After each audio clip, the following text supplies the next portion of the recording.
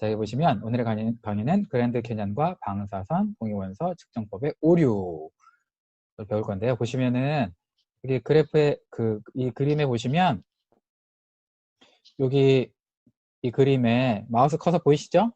네. 여기 딱 보면 이제 이게 그 그랜드 캐년이 어떻게 생겼는지 그 사진이에요. 그냥 그래. 근데 보면 이렇게 이제 여기 이렇게 쭉 이 계곡이 있잖아요. 이거 위에서 찍어서 그래서 무슨 시냇물처럼 생기지만 실제 가보면 엄청나게 깊은 거잖아요. 그죠? 그렇죠. 그런데 이게 옛날에는 과거에는 진화론을 증명하는 자료로 이용이 됐었어요. 진화론을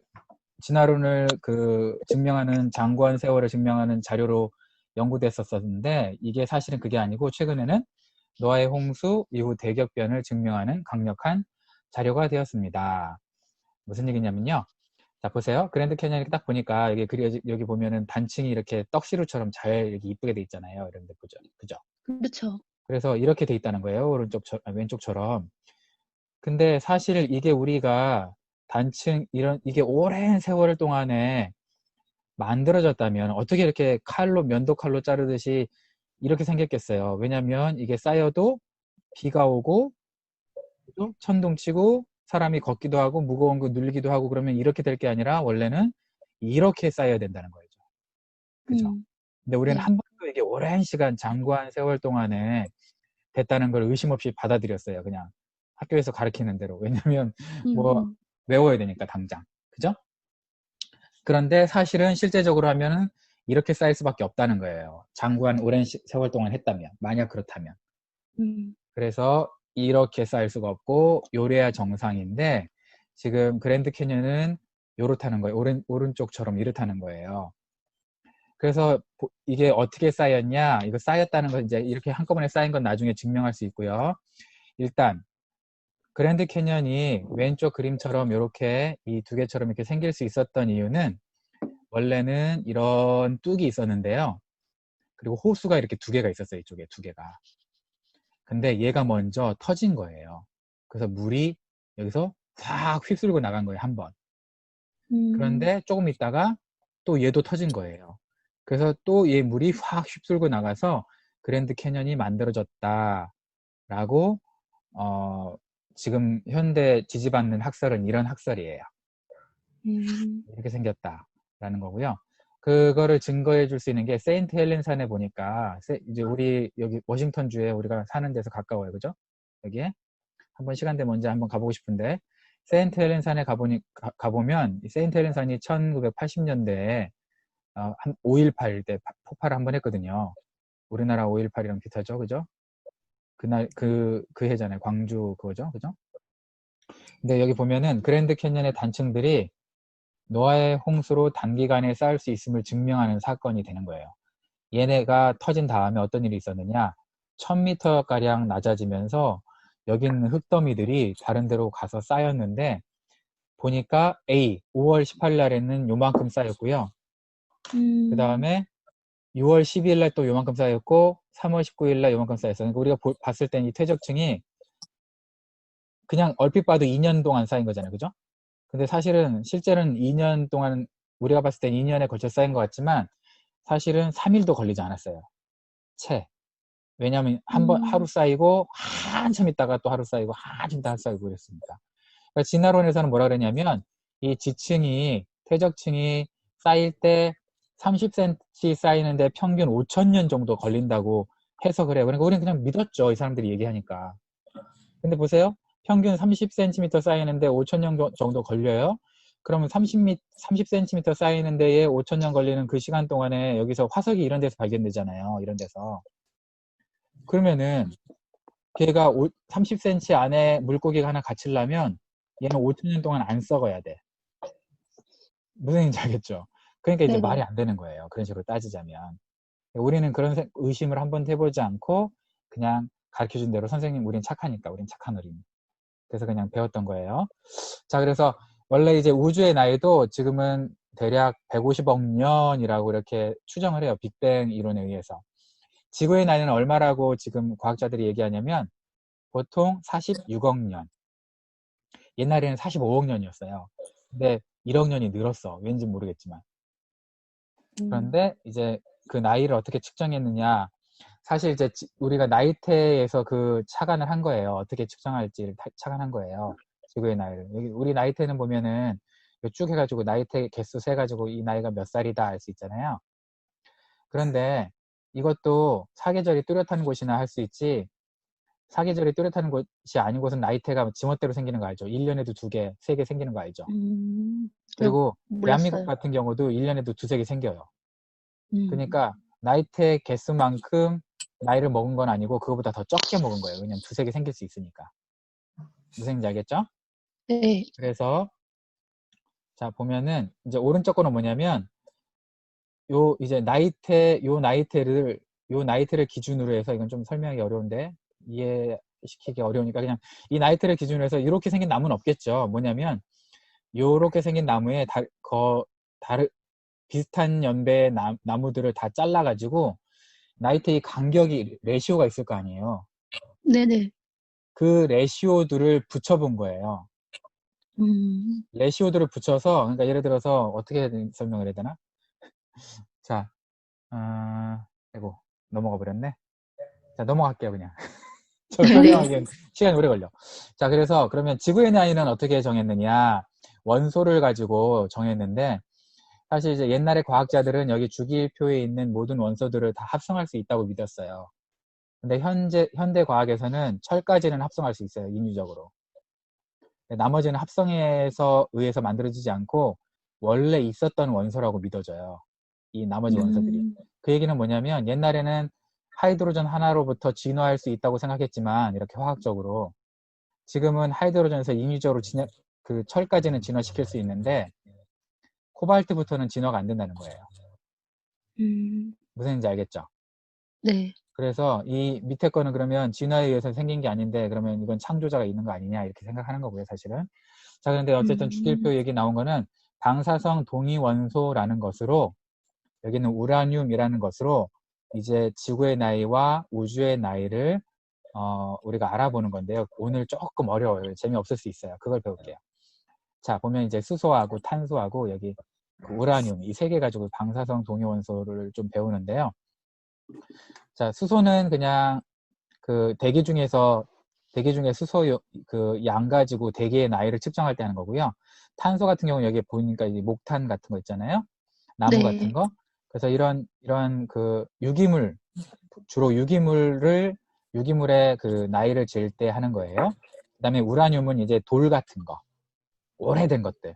그래서 이거는 탄소는 좀 젊은 애들, 우라늄은 오래된 애들 나이 잴 때 이런 거를 쓰는데, 원리가 뭐냐면 우라늄이 있잖아요. 우라늄이라는 게 우라늄 그대로 있지 않고 자연 상태로 놔두면 얘가 납으로 변해요. 납으로 음, 변하는데 우라늄 100개가 납 50개하고 우라늄 50개 반반 치킨 될 때, 반반 치킨 될 때까지 걸리는 시간이 여기 대략 45억 년이에요. 45억 년. 그게. 그러니까 우라늄 100개가 있었는데 우라늄 100개가 45억 년 지나면 우라늄 50개, 납 50개로 바뀌어요. 이게. 음, 그래서 그거를 이제 계산하는 게 그 반절 줄어드는 거를 반감기라 그러는데, 여기 보면 해플라이프라 그러는데 반감기가 이제 45억 년이에요. 아까 뭐 같아요? 힌트. 지구의 나이랑 비슷하죠. 그죠? 네네. 그래서 완전히 우라늄 100이었는데 우라늄 50, 납 50으로 생긴 된 돌을 찾은 거예요. 그래서 그 돌 가지고 이게 태고에 태어날 때 그때부터 있었던 돌이다. 그래서 지구의 원석이다. 원래 돌이다. 그래서 45억 년 됐다. 이렇게 주장하는 거거든요. 어쨌든 보시면 여기 보면 나이를 결정하는 연대 측정법 중에 방사선 동위원소법 했는데, 여기 이제 우라늄 이거 쓰는 거고요. 밑에 보니까 우라늄이 45억 년 후에는 이렇게 힐륨 원자도 있고요. 그다음에 일렉트론도 빠지고 뭐 이제 납 반절, 우라늄 반절 이렇게 생기는 거예요. 시루떡처럼. 이해 갔죠? 음, 네네. 자, 그런데 이걸 반감기라고 그러고요. 그래서 45억 년. 그래서 지구의 나이를 45억 년을 그냥 대각 잡았다가 양심에 찔렸는지 이제 46억 년이라고 하는 거죠. 자, 그러는데 방사성 동위원소 연대 측정법은, 그러니까 아까 전에 이제 이게 100이었어요. 100이 2분의 1로 50대 50으로 1대 1로 줄어드는데 이게 한 번, 해플라이프 1.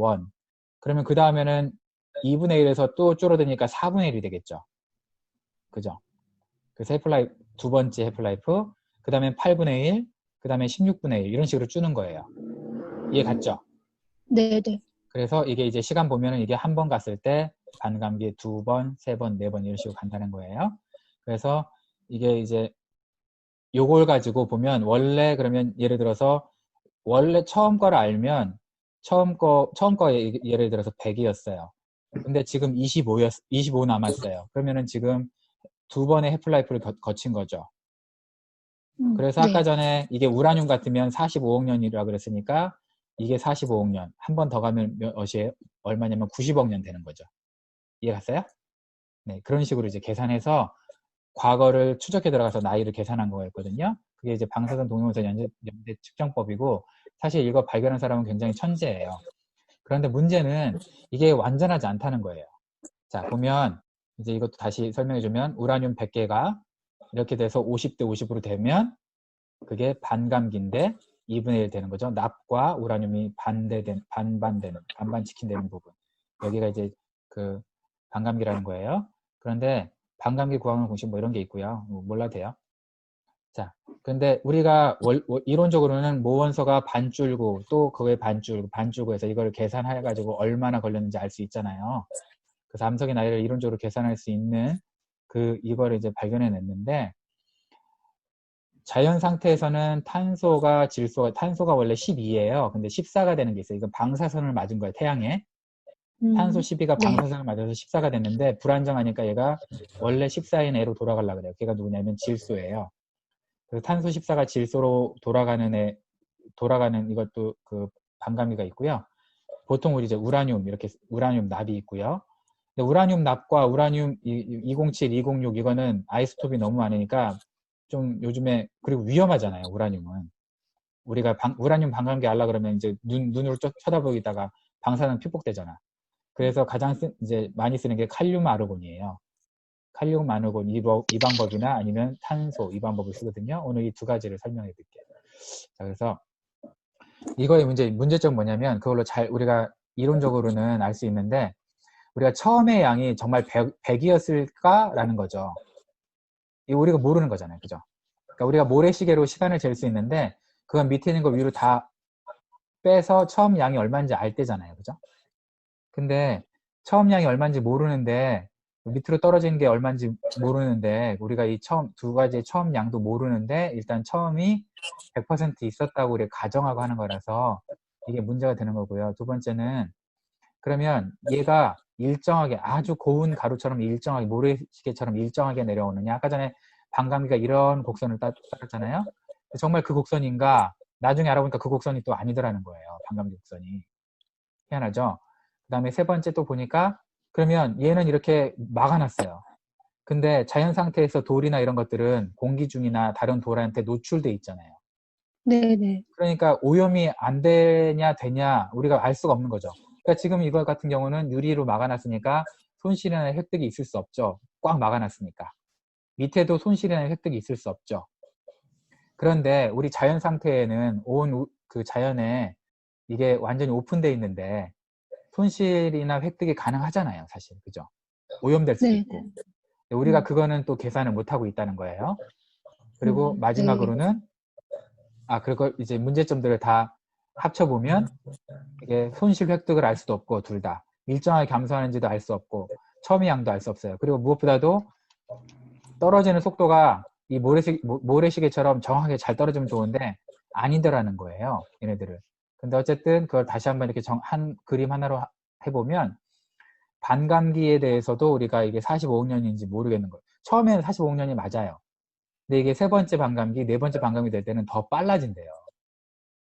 그러니까 우리가 이걸 이제 모르는 거고요. 또 두 번째 이 비율. 여기가 50대 50 됐을 때 과연 이게 외부에서 안 섞였느냐. 외부에서 우라늄이 더 들어올 수도 있잖아요. 아니면 납이 더 들어올 수도 있고. 무슨 얘기인지 알겠죠? 그리고 과연 네네. 처음 상태가 100%였느냐. 이렇게 우라늄 100%였느냐. 이게 이제 의심이 되는 거예요. 그래서 요거를 이제 과학자들은 제일 처음에 이 두 가지가 중요하니까 이렇게만 믿자라고 했었어요. 그래서 반감기나 비율이 있으면 처음 상태 모르더라도 반감기나 비율을 어느 정도 때려 맞출 수 있지 않냐라고 했는데 이런 그림이면 그렇죠. 근데 만약에 반감기 비율과 고리가 여기 있어요. 처음 상태가. 이런 식으로 엮여 있어 서로. 그럼 이 처음 상태가 끊어져 버리면 반감기와 비율은 맞아도 여기가 끊어져 버리니까 45억 년이라고 끌어올 수 없잖아요. 그죠? 이게 그 그림이거든요. 그래서 위에 있는 게 처음 상태가 이렇게 점점 끊어져서 밑에처럼 끊어진다. 이게 더 끊어진 게 있었는데요. 그런다는 얘기예요.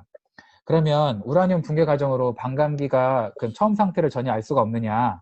반감기랑 여기 보세요. 반감기랑 비율을 적당하게 맞춘다고 치고 처음 상태를 우리가 알아볼 수 있는 방법이 있지 않을까 했더니 또 과학자들이 천재야. 대박 천재. 왜냐면 얘가 붕괴하는 과정 가운데 알파선을 하나 맞으면서 헬륨이 나온다는 걸 알았어요. 헬륨 8개가 나와요. 헬륨이.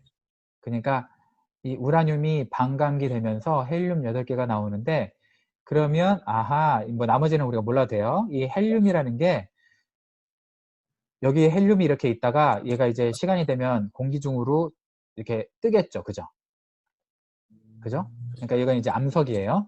여기 우라늄이나 이런 게 있을 거 아니에요? 그럼 그런 것들이 다시 납으로 반감기를 하면서 헬륨으로 이렇게 뜰 거예요. 그러면 헬륨이 생기는 레이트를 우리가 아니까 헬륨이 생긴 레이트를 계산해서 처음 상태, 처음 우라늄이 얼마였는지를 다시 계산해 볼 수 있지 않느냐 이렇게 이제 천재죠. 이걸 또 생각해냈어.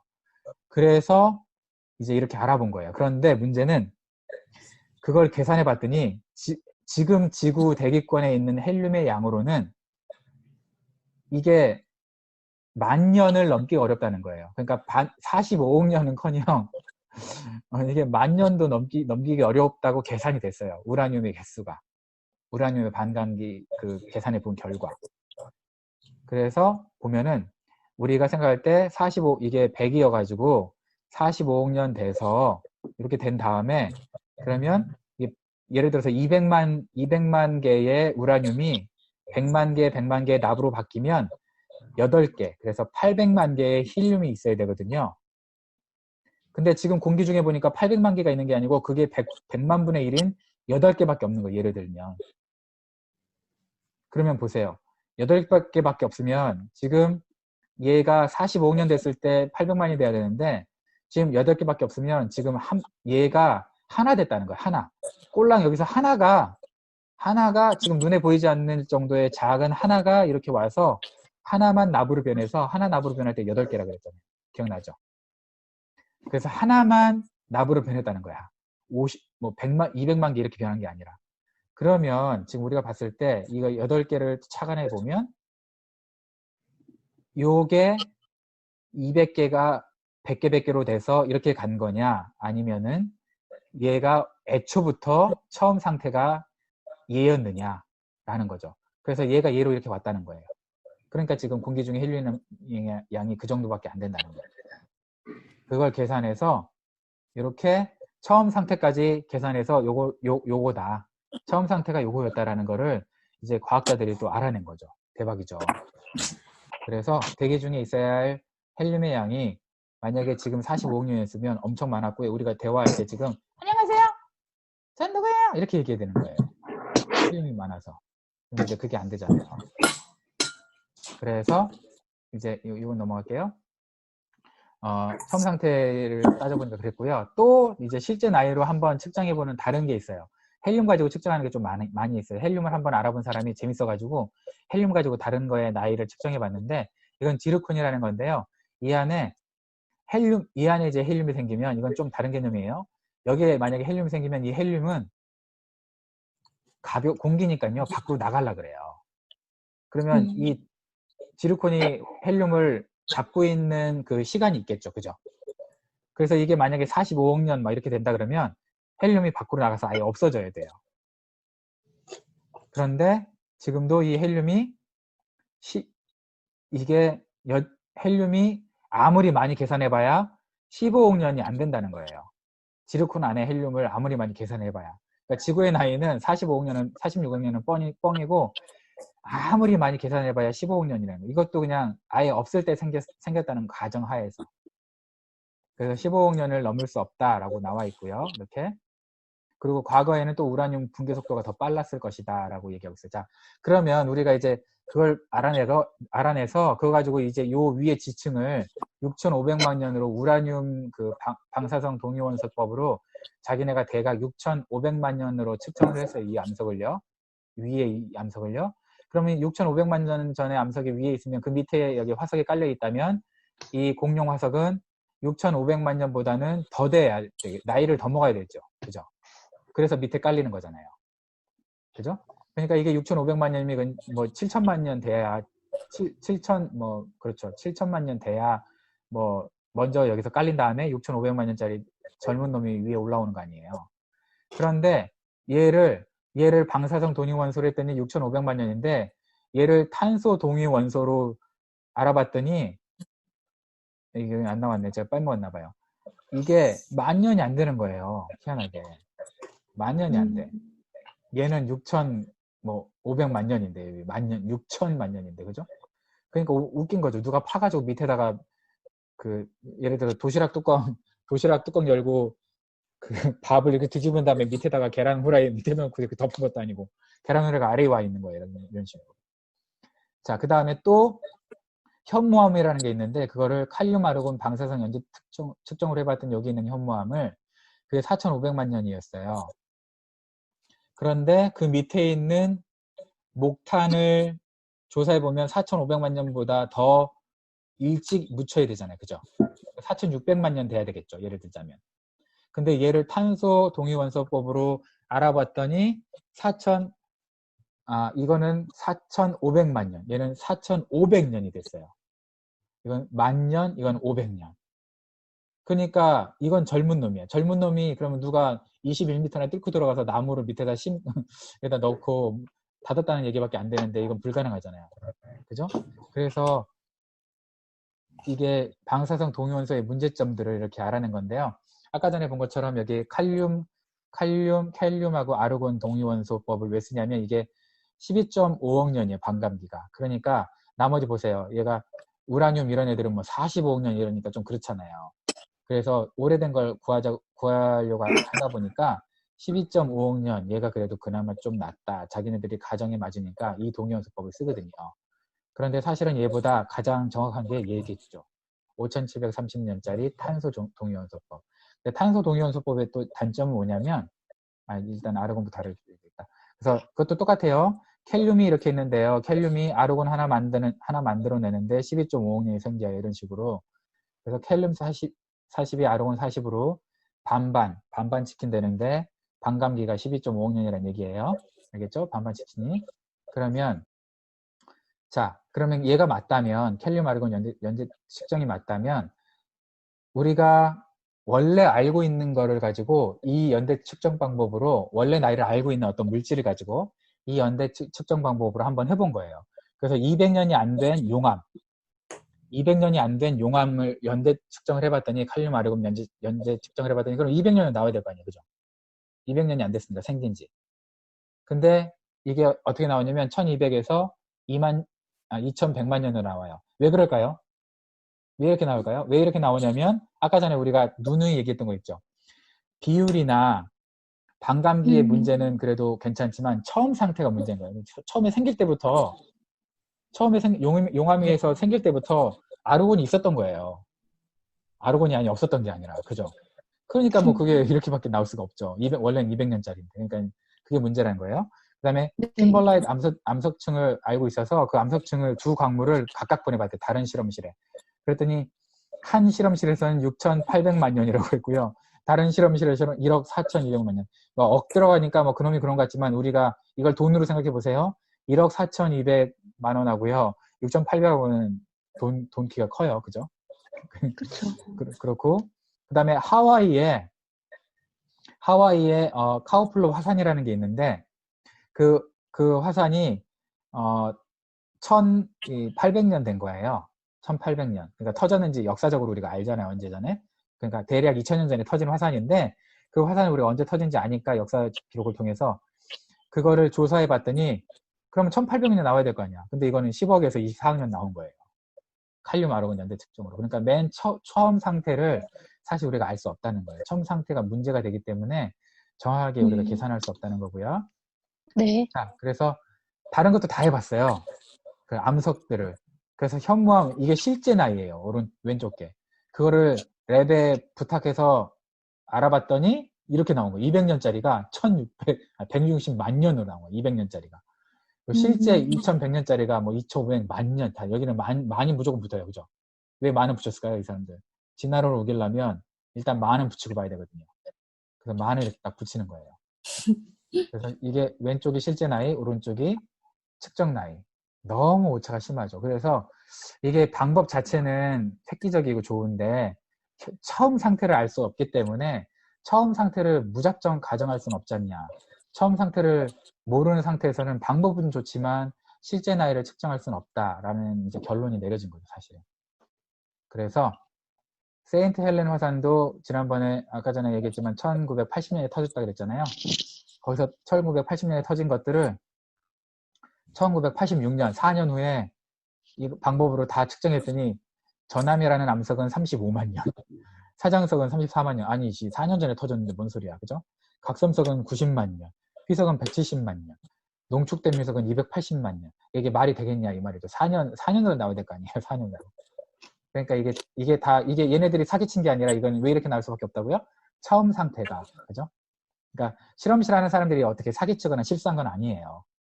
이 사람들은 정직하게 했을 거예요. 그렇지만 처음 상태 가정이 얘네들이 잘못한 거잖아요. 그죠? 그래서 이렇게 나왔다는 거예요. 자, 그러면 이제 아까 전에는 오래된 거, 지금은 이제 그러면 비교적 짧은 거, 5730년짜리 반감기가 탄소 동위원소법인데, 탄소 동위원소는 좀 쉬운 게 공기 중에 아까 전에 말했던 것처럼 탄소가 있어요. 근데 이게 방사선을 쳐맞으면 얘가 방사선 탄소가 돼서 14짜리, C가 12거든요. 근데 14짜리 탄소가 돼요. 그럼 그 탄소를 얘가 광합성을 하면서 얘가 먹겠죠? 그리고 그걸 사람들이 먹겠죠? 말도 먹겠죠? 이렇게 먹겠죠. 그래서 얘가 죽기 전에는 공기 중에 있는 탄소 양과 얘 몸에 있는 탄소 양이 같을까요? 틀릴까요? 같겠죠? 그죠? 비율이. 그러니까 공기 중에 탄소가 있었어. 방사선 탄소가. 근데 그 방사선 탄소를 이렇게 식물이 먹었어요. 근데 그 식물을 먹은 걸 똑같이 동물이 먹었으니까 공기나 식물이나 동물이나 방사선 탄소를 갖고 있는 그 살아있는 경우에는 갖고 있는 게 같아요. 비율이. 그런데 얘가 일단 죽어요. 그러면 이렇게 죽었을 때는 얘가 이제 빠져나가요. 질소로. 그래서 이게 바로 죽자마자 질소를 이렇게 했는데 이게 이제 5730년 그러니까 2분의 1이 됐을 때는 4개가 반절 남고요. 그 다음에 또 한 번의 반감기 되면 또 이렇게 남고 이런 식으로 된다는 거예요. 이걸 계산한 거예요. 그래서 만약에 죽어있는 뼈에서 요걸 발견하면 얘는 11,460년짜리구나 라는 걸 알 수 있는 거예요. 그죠? 그런 식으로 계산하는 게 방사선 동위원소인데 자, 이걸 간단하게 얘기하면 탄소 14짜리가 원래 14는 질소니까요. 나이트로전으로 해서 공기적으로 나가려는 성향이 있어요. 그런데 이게 이제 이걸 속아 먹고 이게 뼈가 있고 이런 공기 중에 있는 걸 속아 먹고 이렇게 된다는 거예요. 자, 그래서 공기 중에 있는 거를 지금 계산해 봤더니 오늘날 14짜리 C하고 12짜리 C가 1대 1조예요. 비율이 1대 1조. 그러니까 이거는 원래 정상적인 거고 방사선을 쳐맞아 가지고 이상하게 변한 탄소가 1이면 1조. 이걸 가지고 우리가 이제 비교를 하는 거예요. 방사선 동위원소. 자, 그런데 그래서 이제 요거 방법이 그거죠. 14짜리 C가 14짜리 N으로 바뀌는 거.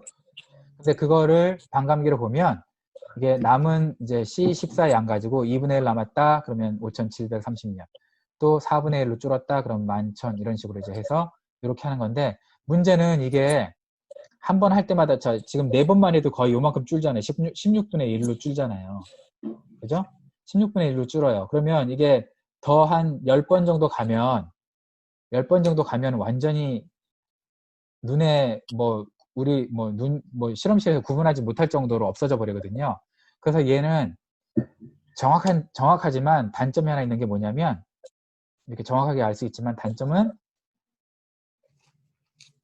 5만 년보다 더 오래된 유기물에서는 찾을 수가 없어요. 왜냐하면 5만 년이 지나버리면 얘가 거의 100% 14 나이트로전으로 바뀌어버렸겠죠. 없어져 버리잖아요.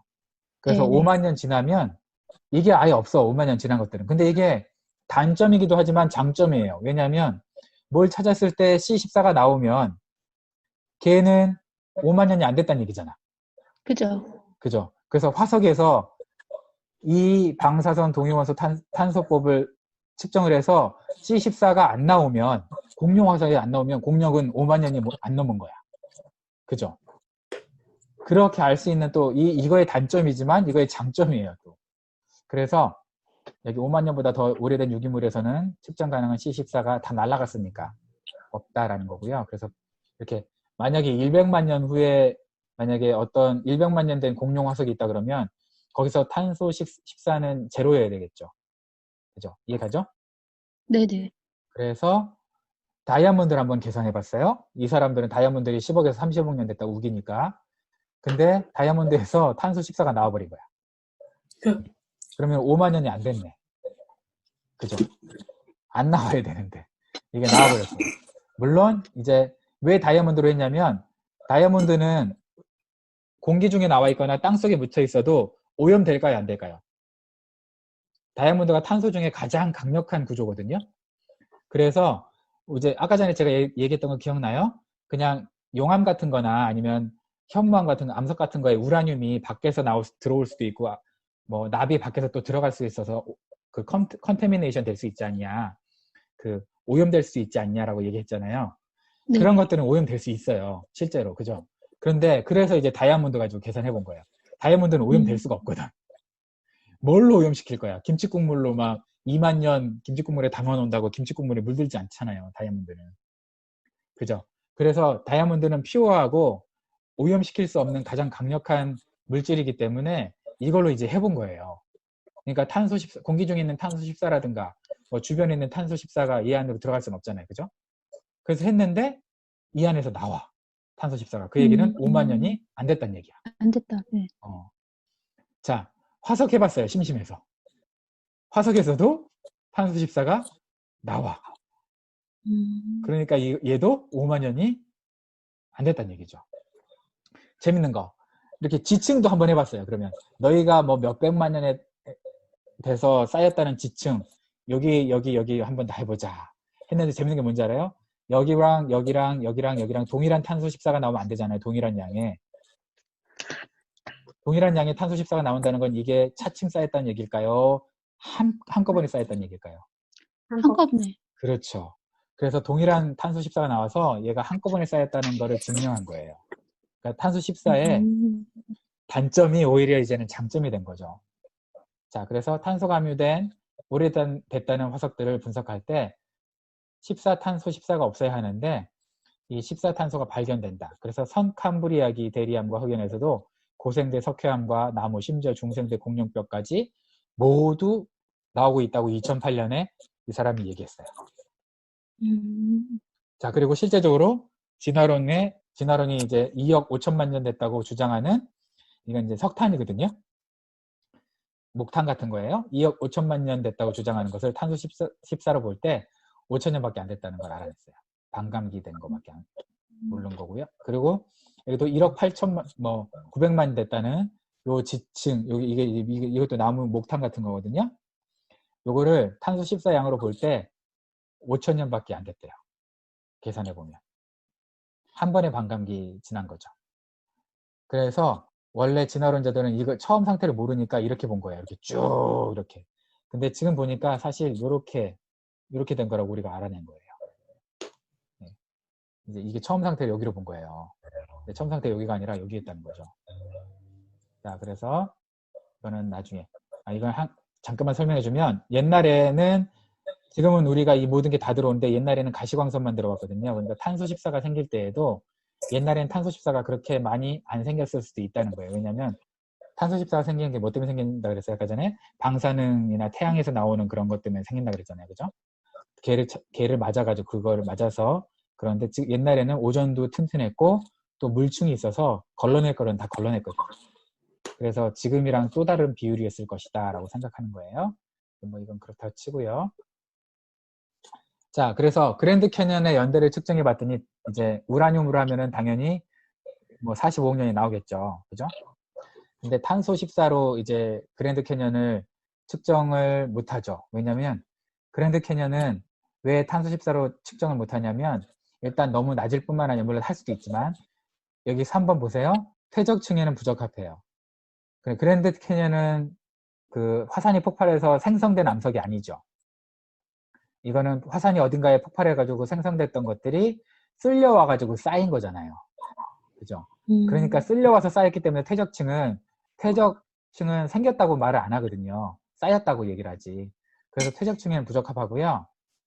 그래서 이건 긴 세월 측정, 이건 짧은 세월 측정인데 이게 이제 그 얘기예요. 우리가 어떤 퇴적층이 이렇게 현재 이렇게 됐으면 요게 지금 알고 싶은 연대예요. 퇴적층에. 근데 퇴적층은 다른 데서 지금 여기서 쌓인 게 아니고 다른 데서 만들어진 게 지나고 오다가 여기까지 굴러와서 쌓인 거기 때문에 방사성 우라늄 가지고는 지금 이 퇴적층이 언제 퇴적됐는지를 알 수 있을까요? 없을까요? 이게 굉장히 중요한 거예요. 퇴적층이 쌓였는데 과연 이 사람들은 그럼 퇴적층이 그게 언제 쌓였는지를 어떻게 알아낸다는 거예요. 이 사람들이 방사성 동위 원소로 만약에 퇴적층의 나이를 알아냈다 그러면 이건 퇴적층에 쌓인 나이가 아니고 퇴적층에 있는 그때 그 암석이 어딘가에 있을 때 터져가지고 여기까지 굴러오기 전까지의 나이까지 다 계산된 거잖아요. 무슨 얘기인지 아시겠어요? 자, 보면은 네. 처음 있던 게 원래는 이렇게 계산하는 게 방사성 동위 원소인데 퇴적층은 다이렉트로 이렇게 간 게 아니라 어디서 생긴 놈이 또 어디로 굴러갔다가 거기서 침식작용 운반돼서 여기 와서 쌓인 거잖아요. 그러니까 여기 지금 이 나이를 재면 얘가 쌓일 때의 나이가 아니라 언제의 나이예요. 생성될 때의 나이죠. 무슨 얘기인지 아시겠죠? 그럼 생성될 때의 나이를 가지고 이 퇴적층이 언제 생겼다라고 알 수 있을까요? 없을까요? 없죠.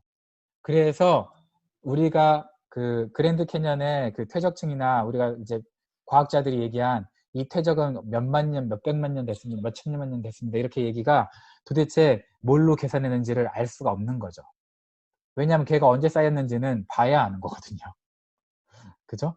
세인트 헬렌 화산이 폭발해가지고 쌓인 걸 본 것처럼 봐야 아는 거지 이런 방법으로도 방사성 동위원소 방법으로도 사실은 모르는 거예요.